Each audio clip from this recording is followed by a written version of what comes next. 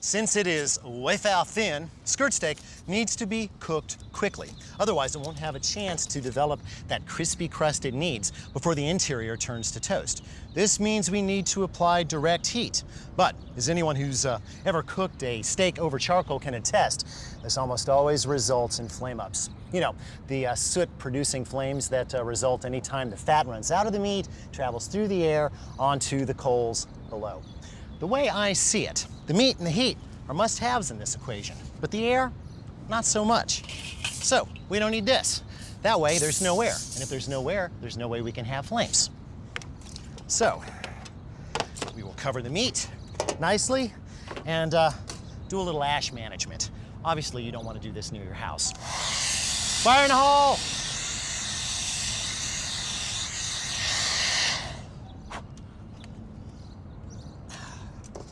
Uncover meat.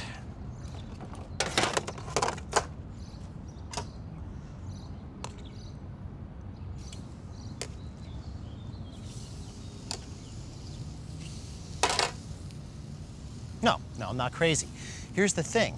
Now the coals directly under the meat can't get any oxygen, so there won't be any flames. That is going to be perfectly charred in 60 seconds. And I don't care how much it hisses and how much it smokes or complains, do not touch that.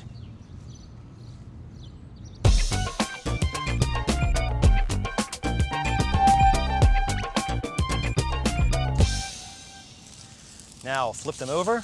Ah, look at that mahogany sear. Yes, odds are good some charcoal's gonna stick. Just pick it up and move it. There. Now we flip and allow to cook for another 60 seconds. Again, no touching. 60 seconds are up. So, we remove our meat to a nice clean piece of double thick, heavy-duty aluminum foil. Double layers, of course, and wrap firmly. Now, this isn't actually resting, okay, because there is a lot of heat still in there. So think of it as a post-grill braise that'll help to break down the connective tissues. You know, I hate to see all that heat down there go to waste. So while this does its thing, grab a nice heavy cast iron skillet, say something in the 12-inch range, and slap it right down on the coals. Give that 5 to 10 minutes to heat up. That'll be just enough time to fabricate some fajita fixins.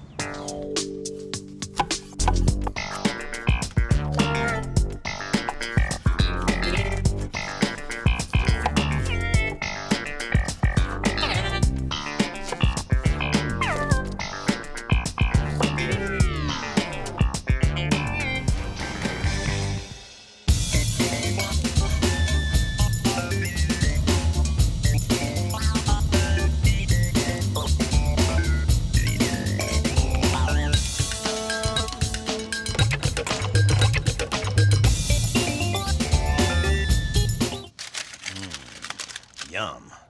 Skirt steak. Gonna have some skirt steak. Gonna have... Wait a minute. You know, how you slice skirt steak, or even flank steak for that matter, matters almost as much as how you cook it. For instance, if you were to take a slice with the grain, it might look very appetizing, but our strategy here is to cut as thinly as we can against the grain. Thusly. Now, there are some recipes out there that will tell you that this is not the right thing to do because it doesn't look good on the plate. They'll tell you to cut on a bias, kind of a 45-degree angle, like this. Now, I'll grant you, that looks very, very pretty laid out on a plate. But know this, because the meat fibers are longer in this piece is going to be a little bit chewier than this piece. And let's face it, if it's all inside a fajita, you're not going to see it anyway. But cut it however you like. Once you do get everything sliced up, I like to move everything back into the pouch. Why? Well, have a look at all that lovely sauce in there.